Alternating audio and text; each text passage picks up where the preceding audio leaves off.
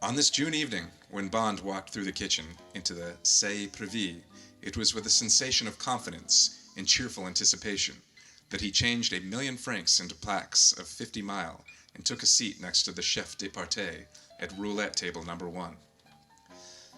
Bond borrowed the chef's card and studied the run of the ball since the session had started at 3 o'clock that afternoon. He always did this, although he knew that each turn of the wheel, each fall of the ball into a numbered slot, had absolutely no connection with its predecessor. He accepted that the game begins fresh each time the croupier picks up the ivory ball with his right hand and gives one of the 4 spokes of the wheel a controlled twist clockwise. With the same hand, and with a third motion, also with the right hand, flicks the ball round the outer rim of the wheel, anti-clockwise, against its spin. It was obvious that all this ritual, and all the mechanical minutiae of the wheel of the numbered slots and cylinder, had been devised and perfected over the years so that neither the skill of the croupier nor any bias in the wheel could affect the fall of the ball. And yet it is a convention among roulette players, and Bond rigidly adhered to it, to take careful note of the past history of each session and to be guided by any peculiarities in the run of the wheel. To note, for instance, and consider significant, sequences of more than 2 on a single number, or more than 4 at the other chances down to the evens. Bond didn't defend the practice. He simply maintained that the more effort and ingenuity you put into gambling, the more you took out. On the record of that particular table, after about 3 hours' play, Bond could see little of interest, except that the last dozen had been out of favor. It was his practice to play always with the wheel, and only to turn against its previous pattern and start on a new tack after a 0 had turned up. So he decided to play one of his favorite gambits, and back 2, in this case of the first dozens, each with the maximum 100,000 francs. He thus had 2/3 of the board covered, less than 0, and since the dozens pay odds of 2 to 1, he stood to win 100,000 francs every time any number lower than 25 turned up. After 7 coups, he had won 6 times. He lost on the 7th, when 30 came up. His net profit was 500,000 francs. He kept off the table for the 8th throw. 0 turned up. This piece of luck cheered him further, and accepting the 30 as a finger post to the last dozen, he decided to back the first and last dozens until he had lost twice. 10 throws later, the middle dozen came up twice, costing him 400,000 francs. But he rose from the table 11,000 francs to the good. Whoa. That was a costly reach there. I just spilled my drink. Not too much, though. Directly, Bond had started playing the maximums. His game had become the center of interest of the table, and he seemed to be in luck.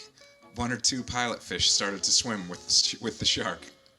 Sitting directly opposite, one of these, whom Bond took to be an American, had shown more than the usual friendliness and pleasure at his share of the winning streak. He had smiled once or twice across the table, and there was something pointed in the way he duplicated Bond's movements, placing his 2 modest plaques of 10 mile exactly opposite Bond's larger ones. When Bond rose, he too pushed back his chair and called cheerfully across the table. "Thanks for the ride. Guess I owe you a drink. Will you join me?" Bond had a feeling that this might be the CIA man. He knew he was right as they strolled off together towards the bar. After Bond had thrown a plaque of 10 mile to the croupier and had given a mile to the hussier who drew back his chair. "My name's Felix Leiter," said the American. "Glad to meet you." "Mine's Bond. James Bond." "Oh, yes," said his companion. "And now let's see, what shall we have to celebrate?" Bond insisted on ordering Leiter's Hague and Hague on the rocks, and then he looked carefully at the barman. "A dry martini," he said. "One in a deep champagne goblet." "Oui, monsieur." "Just a moment. 3 measures of Gordon's, 1 of vodka, half a measure of quina lillet. Shake it very well until it's ice cold. Then add a large thin slice of lemon peel. Got it?" "Certainly, monsieur." The barman seemed pleased with the idea. "Gosh, that's certainly a drink," said Leiter. Bond laughed. "When I'm concentrating," he explained, "I never have more than 1 drink before dinner. But I do like that one to be large and very strong and very cold and very well made. I hate small portions of anything, particularly when they taste bad. This drink's my own invention. I'm going to patent it when I can think of a good name." He watched carefully as the deep glass became frosted with the pale golden drink, slightly aerated by the bruising of the shaker. He reached for it and took a long sip. "Excellent," he said to the barman. "But if you can get a vodka made with grain instead of potatoes, you will find it still better." "Monsinculons, père de mouchons," he added in an aside to the barman. The barman grinned. Apologies to any French-speaking people out there. I don't know what I'm saying. "That's a vulgar way of saying we won't split hairs," explained Bond. But Leiter was still interested in Bond's drink. "You certainly think things out," he said with amusement as they carried their glasses to a corner of the room. He lowered his voice. "You'd better call it the Molotov cocktail after the one you tasted this afternoon." They sat down. Bond laughed. "I see the spot marked X has been roped off, and they're making cars to take a detour off the pavement. I hope it hasn't frightened away any of the big money." "People are accepting the communist story, or else they think it was a burst gas main. All the burnt trees are coming down tonight, and if they work things here like they do at Monte Carlo, there won't be a trace of the mess left in the morning." Leiter shook a Chesterfield out of the pack. "Well, I'm glad to be working with you on this job," he said, looking into his drink. "So I'm particularly glad you didn't get blown to glory. Our people are definitely interested. They think it's just as important as your friends do, and they don't think there's anything crazy about it at all. In fact, Washington's pretty sick we're not running the show. But you know what the big brass are like. I expect your fellows are much the same in London." Bond nodded. "Apt to be a bit jealous of their scoops," he added. "Anyway, I'm under your orders, and I'm give to you any help you ask for. With Mathis and his boys here, there may not be much that isn't taken care of already, but anyway, here I am." "Well, I'm delighted you're here," said Bond. "The opposition has got me, and probably you and Mathis too. They're all weighed up, and it seems no holds are going to be barred. I'm glad Le Chiffre seems as desperate as we thought he was. I'm afraid I haven't got anything very specific for you to do, but I'd be grateful if you'd stick around the casino this evening. I've got an assistant, a Miss Lynd, and I'd like to hand her over to you when I start playing. You won't be ashamed of her. She's a good-looking girl." He smiled at Leiter. "And you might mark his two gunmen. I can't imagine they'll try anything roughhouse, but you never know." "I may be able to help," said Leiter. "I was a regular in our Marine Corps before I joined this racket, if that means anything to you." He looked at Bond with a hint of self-deprecation. "It does," said Bond. It turned out that Leiter was from Texas. While he talked on about his job with the Joint Intelligence Staff of NATO and the difficulty of maintaining security in an organization where so many nationalities were represented, Bond reflected that good Americans were fine people, and that most of them seemed to come from Texas.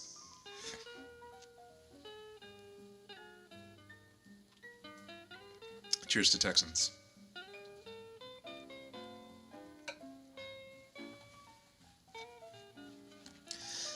Felix Leiter was about 35.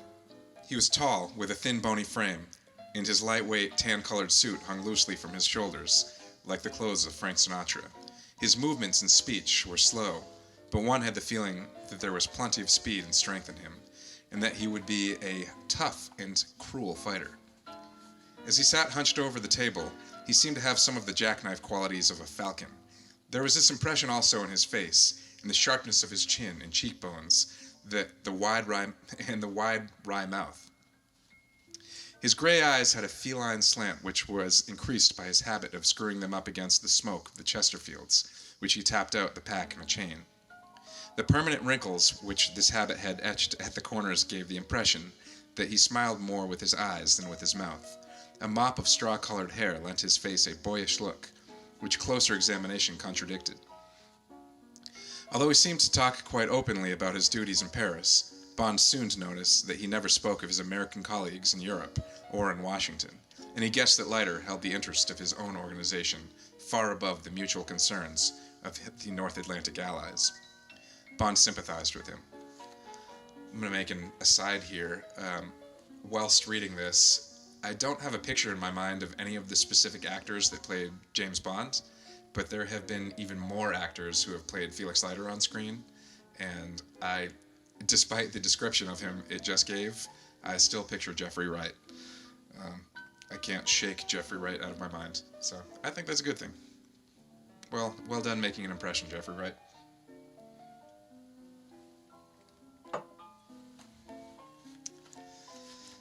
By the time Leiter had swallowed another whiskey and Bond had told him about the Munces and his short reconnaissance trip down the coast that morning, it was 7:30, and they decided to stroll over to their hotel together. Before leaving the casino, Bond deposited his total capital of $24 million at the case, keeping only a few notes of 10 mile as pocket money. As they walked across to the Splendide, they saw that a team of workmen was already busy at the scene of the explosion. Several trees were uprooted, and hoses from the municipal tank cars were washing down the boulevard and pavements. The bomb crater had disappeared, and only a few passers-by had paused to gape. Bond assumed that similar facelifting had already been carried out to the Hermitage, to the shops and frontages which had lost their windows. In the warm blue dusk, Royale was once again orderly and peaceful. Who's the concierge working for? Asked Leiter as they approached the hotel. Bond was not sure, and said so. Mathis had been unable to enlighten him. Unless you have bought him yourself, he had said, you must assume that he has been bought by the other side. All concierges are venal. It is not their fault. They are trained to regard all hotel guests, except Maharajas, as potential cheats and thieves. They have as much concern for your comfort or well-being as crocodiles. Bond remembered Mathis's pronouncement when the concierge hurried up to inquire Bond remembered Mathis's pronouncement when the concierge hurried up to inquire whether he had recovered from his most unfortunate experience that afternoon. Bond thought it well to say that he still felt a little bit shaky. He hoped that if the intelligence were relayed, Le Chiffre would at any rate start playing that evening with a basic misinterpretation of his adversary's strength. The concierge proffered glycerin hopes for Bond's recovery. Leiter's room was on one of the upper floors, and they parted company at the lift after arranging to see each other at the casino at around 10:30 or 11. The usual hour for the high tables to begin to play. And thus concludes Chapter 7. We move on to Chapter 8.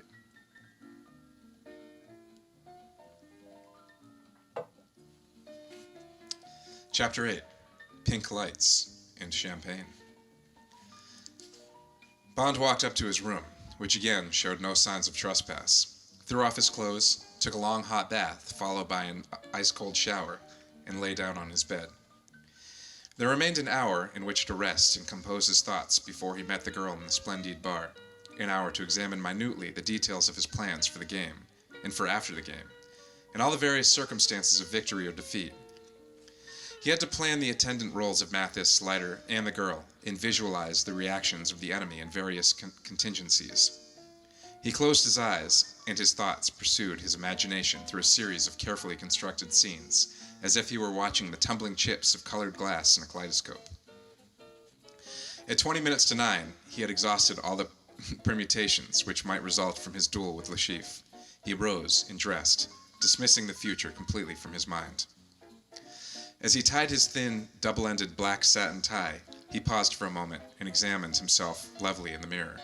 His gray-blue eyes looked calmly back with a hint of ironical inquiry, and the short lock of black hair, which would never stay in place, slowly subsided to form a thick comma above his right eyebrow.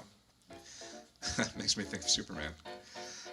With the thin vertical scar down his right cheek, the general effect was faintly piratical.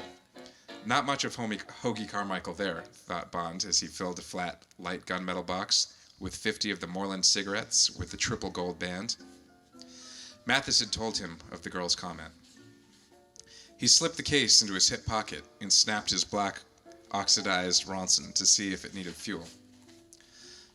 After pocketing the thin sheaf of 10 notes, he opened a drawer and took out a light leather holster and slipped it over his left shoulder so that it hung about 3 inches below his armpit. He then took from under his shirts in another drawer a very flat .25 Beretta automatic with a skeleton grip, extracted the clip and the single round in the barrel, and whipped the action to and fro several times, finally pulling the trigger on the empty chamber. He charged the weapon again, loaded it, pulled up the safety catch, and dropped it into the shallow pouch of the shoulder holster. He looked carefully around the room to see if anything had been forgotten, and slipped his single-breasted dinner jacket coat over his heavy silk evening shirt. He felt cool and comfortable, He verified in the mirror that there was absolutely no sign of the flat gun under his left arm, gave a final pull at his narrow tie, and walked out of the door and locked it. When he turned at the foot of the short stairs towards the bar, he heard the lift door open behind him and a cool voice call, "Good evening." It was the girl. She stood and waited for him to come up to her. He had remembered her beauty exactly. He was not surprised to be thrilled by it again. Her dress was of black velvet, simple, and yet with a touch of splendor that only a half-dozen courtiers in the world can achieve. There was a thin necklace of diamonds at her throat, and a diamond clip in the low V which just exposed the jutting swell of her breasts. She carried a plain black evening bag, a flat oblong which she now held her arm akimbo at her waist. Her jet black hair hung straight and simply to the final inward curl below the chin. She looked quite superb, and Bond's heart lifted. "You look absolutely lovely. Business must be good in the radio world." She put her arm through his. "Do you mind if we go straight into dinner?" she asked. "I want to make a grand entrance, and the truth is, there's a horrible secret about black velvet. It marks when you sit down, and by the way, if you hear me scream tonight, I shall have sat on a cane chair." Bond laughed. "Of course, let's go straight in. We'll have a glass of vodka, and while we order our dinner." She gave him an amused glance, and he corrected himself. "Or a cocktail, of course, if you prefer it. The food here is the best in Royale." For an instant, he felt nettled at the touch of irony, the lightest shadow of a snub, which she had met his decisiveness, at the way he had risen to her quick glance. I'm going to make another aside here. I haven't even been attempting a British accent whilst doing Bond, but in my mind, I can't help but hear the Sean Connery voice, even though Daniel Craig was in this movie. Maybe I should brush up on my Connery before next time. But it was only an infinitesimal clink of foils, and as the Boeing Maître d'Hôtel Hotel led them through the crowded room, it was forgotten as Bond in her wake watched the heads of the diners turn to look at her. The fashionable part of the restaurant was beside the wide crescent of window, built out like the broad stern of a ship over the hotel gardens. But Bond had chosen a table in one of the mirrored alcoves at the back of the great room. These had survived from Edwardian days, and they were secluded and gay and white and gilt, with the red silk-shaded table and wall lights of the late Empire. As they deciphered the maze of purple ink which covered the double folio menu, Bond beckoned to the sommelier. He turned to his companion. "Have you decided?" "I would love a glass of vodka," she said simply, and went back to her study of the menu.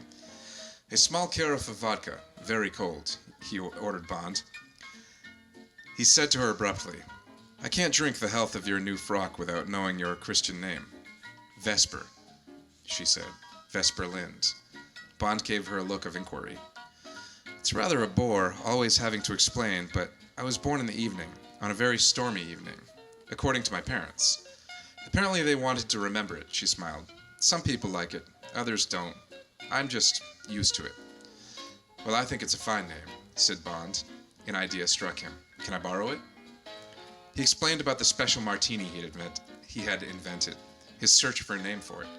"The Vesper," he said. "It sounds perfect, and it's very appropriate to the violet hour when my cocktail will now be drunk all over the world. Can I have it?" "So long as I can try one first," she promised. "It sounds a drink to be proud of."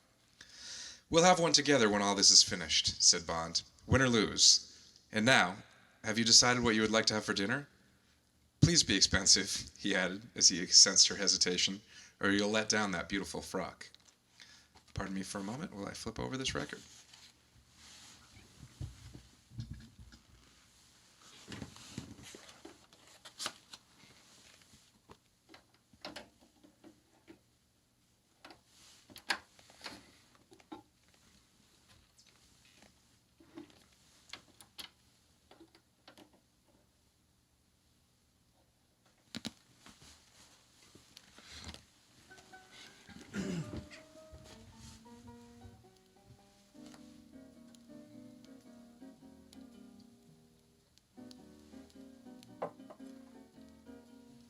Cheers once again.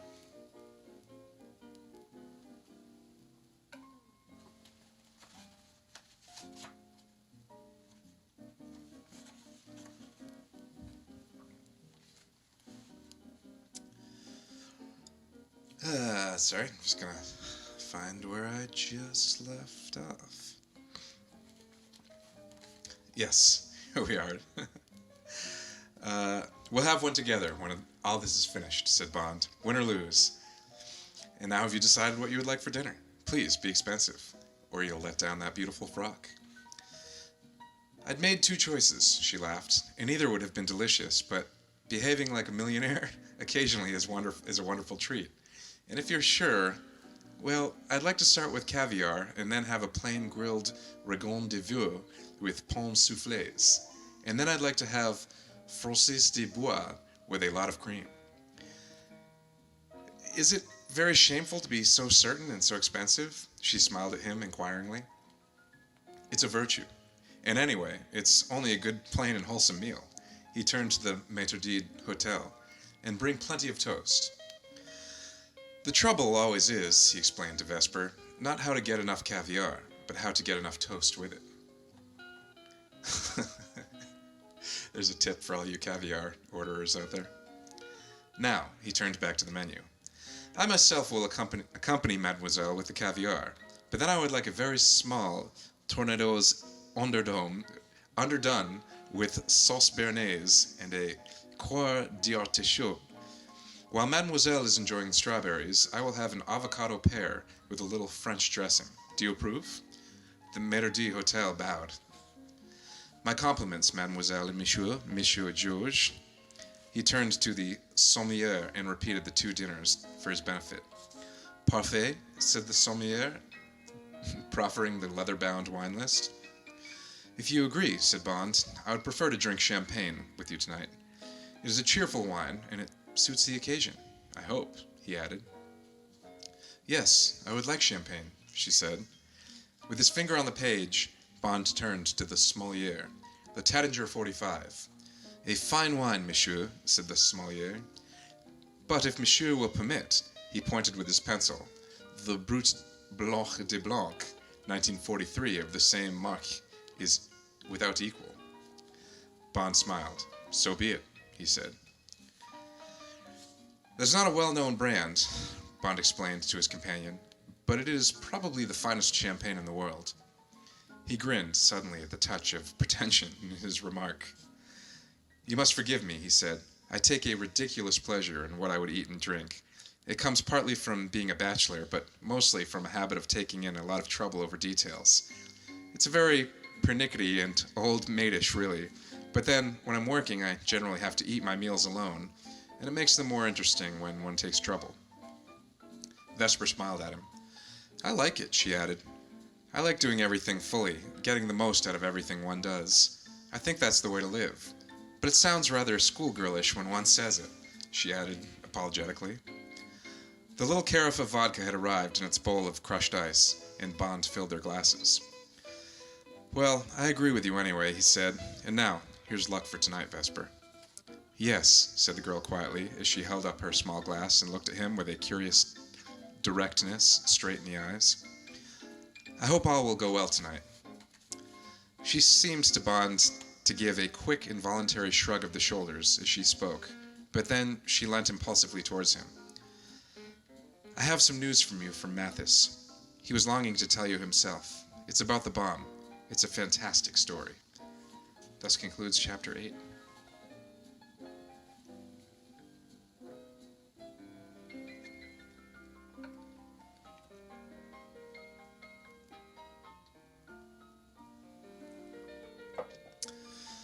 Chapter 9.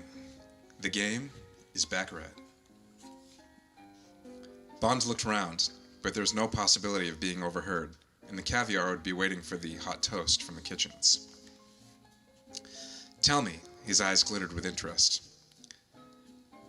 They got the third Bulgar on the road to Paris. He was in a Citroën, and he had picked up 2 English hikers as protective coloring. At the roadblock, his French was so bad that they asked for his papers, and he brought out a gun and shot one of the motorcycle patrol, but the other man got him. I don't know how, and managed to stop him from committing suicide. Then they took him down to Rouen and extracted the story in the usual French fashion, I suppose. Apparently, they were part of a pool held in France for this sort of job, saboteurs, thugs, and so on. And Mathis's friends are already trying to round up the rest. They were to get 2 million francs for killing you, and the agent who briefed them told them there was absolutely no chance of being caught if they followed his instructions exactly. She took a sip of vodka. But this is the interesting part. The agent gave them the 2 camera cases you saw. He said the bright colors would make it easier for them. He told them that the blue case contained a very powerful smoke bomb. The red case was the explosive. As one of them threw the red case, the other was to press a switch on the blue case, and they would escape under cover of the smoke. In fact, the smoke bomb was a pure invention to make the Bulgars think that they could get away. Both cases actually contained an identical high explosive bomb. There was no difference between the blue and the red cases. The idea was to destroy you and the bomb throwers without getting a trace. Presumably, there were other plans for dealing with the third man. "Go on," said Bond, full of admiration for the ingenuity of the double-cross.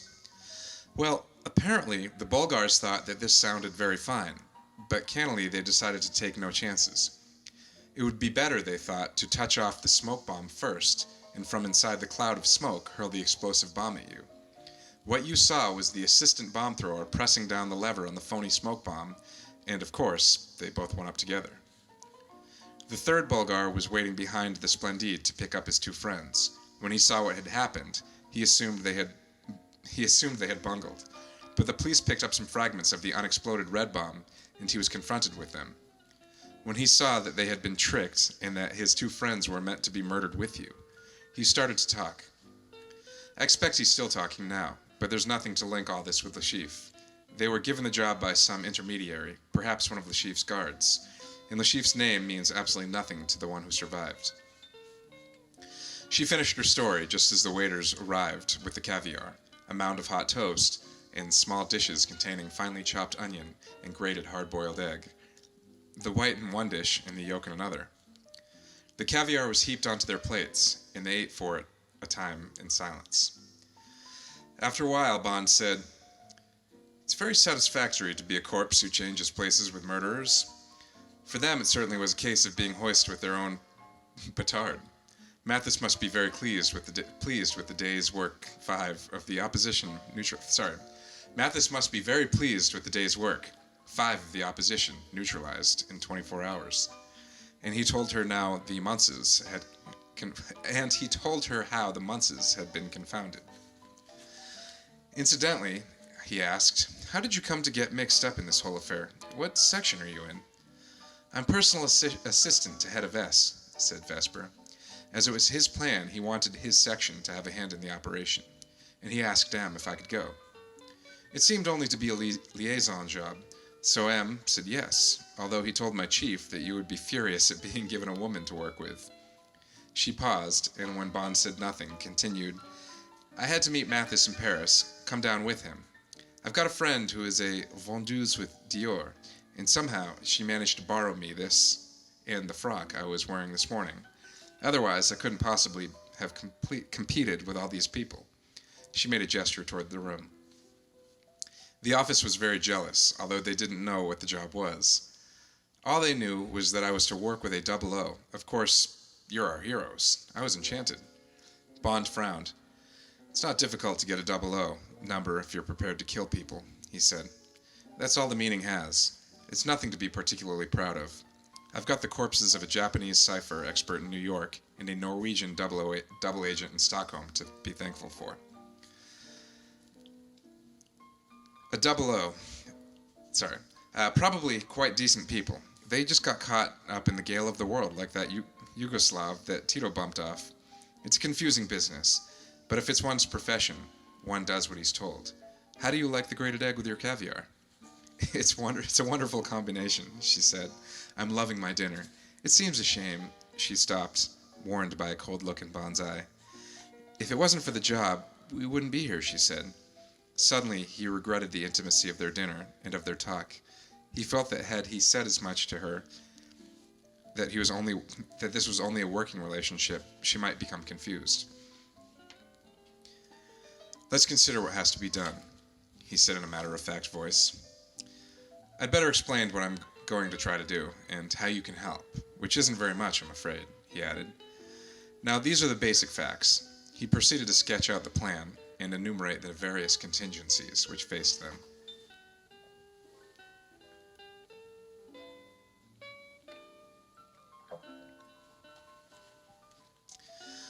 The maître d'hôtel supervised the serving of the second course, and then, as they ate the delicious food, Bond continued.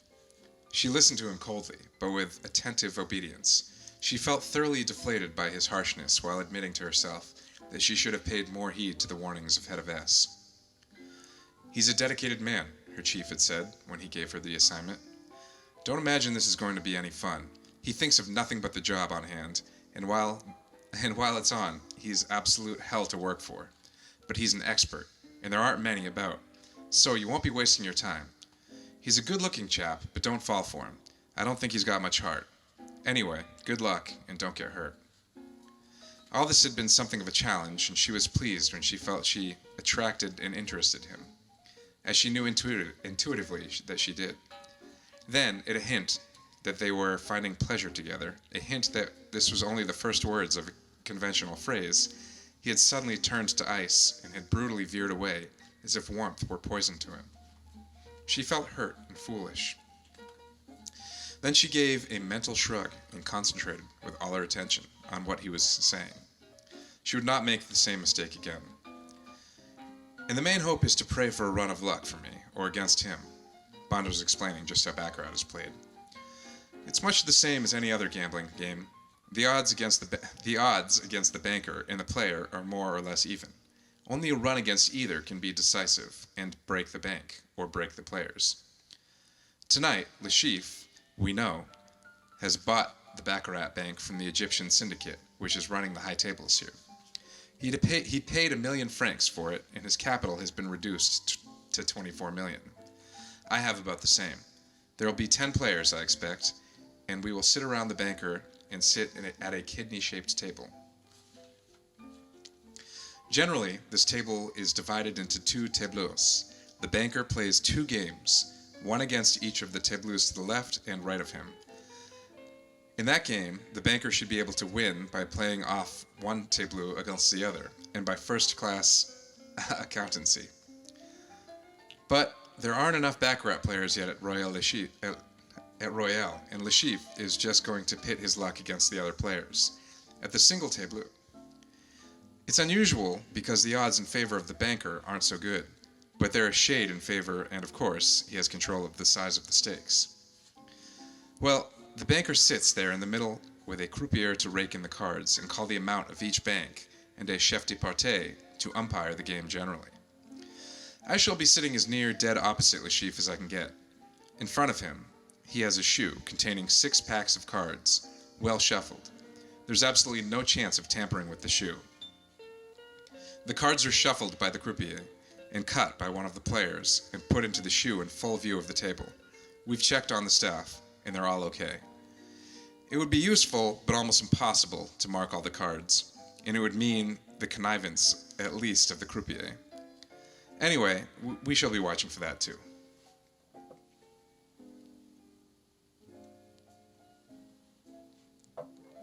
Bond drank some champagne and continued. Now, what happens at this game is this. The banker announces an opening bank of 500,000 francs, or 500 pounds as it is now. Each seat is numbered from the right of the banker, and the player next to the banker, or number 1, can accept this bet and push his money out on the table, or pass it if it's too much, and he doesn't want to take it. Then number 2 has the right to take it, and if he refuses, then number 3, and so on around the table. If no single player takes it all, the bet is offered to the table as a whole, and everyone chips in, including sometimes the spectators around the table, until the 500,000 is made up. That is a small bet, which would immediately be met. But when it gets to 1 million or 2, it's often difficult to find a taker, or even, if the bank seems to be in luck, a group of takers to cover the bet.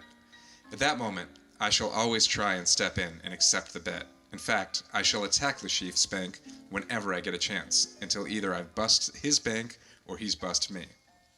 It may take some time, but in the end, one of the two of us is bound to break the other irrespective of the other players at the table, although they can, of course, make him richer or poorer in the meantime.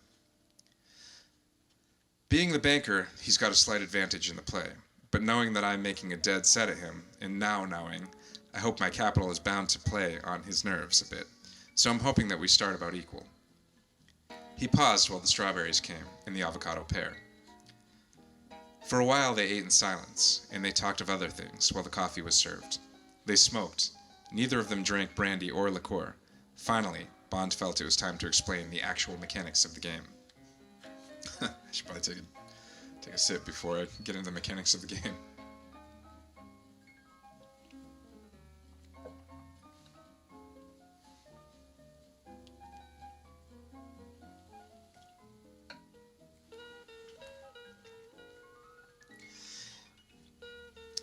Another side note here, in the movie, they play Texas Hold'em and not Baccarat, because when the movie came out in 2006, I think there was like a Texas Hold'em fad that was going on, so they assumed that the general audience would understand Texas Hold'em without it needing to be explained, like Baccarat's being explained here.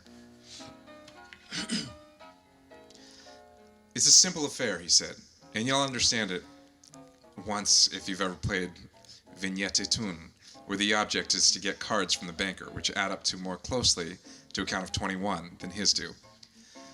In this game, I get 2 cards and the banker gets 2, and unless anyone wins outright, either or both of us can get 1 more card. The object of the game is to hold 2, or 3 cards, which together count 9 points, or as nearly 9 as possible. Court cards and 10s count nothing, aces 1 each, any other card its face value. It is only the last figure of your count that signifies, so 9 plus 7 equals 6, not 16. The winner is the one whose count is nearest to 9. Draws are played over again. Vesper listened attentively, but she also watched the look of abstract passion on Bond's face. Now, Bond continued, when the banker deals me my 2 cards, if they add up to 8 or 9, they're a natural, and I turn them up and I win, unless he has an equal or a better natural. If I haven't got a natural, I can stand on a 7 or a 6, perhaps ask for a card, or perhaps not. On a 5, and certainly ask for a card if my count is lower than 5. 5 is the turning point of the game. According to the odds, the chance of bettering or worsening your hand if you hold a 5 are exactly even. Only when I ask for a card, or tap mine to signify Only when I ask for a card, or to tap mine to signify that I stand on what I have, can the banker look at his. If he has a natural, he turns them up and wins. Otherwise, he is faced with the same problems as I was. But he is helped in his decision to draw or not to draw a card by my actions. If I have stood, he must assume that I have a 5, 6, or 7. If I have drawn, he will know that I have had nothing less than a 6, and I may have improved my hand or not with the card he gave me. And this card was dealt to me face up. On its face value and a knowledge of the odds, he will know whether or not to take another card or to stand on his own. So he has a very slight advantage over me. He has a tiny help over his decision to draw or to stand, but there is always one problem card at this game. Shall one draw or stand on a 5, and what will your opponent do with a 5? Some players always draw or always stand. I follow my intuition. But in the end, Bond stepped out his cigarette and called for the bill. It's the natural 8s and 9s that matter. I must just see that I get more of them than he does. The end of chapter 9.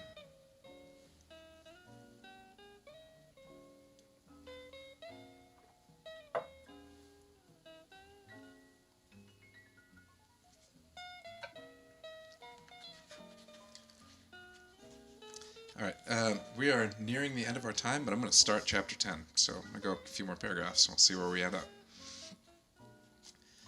Chapter 10, The High Table.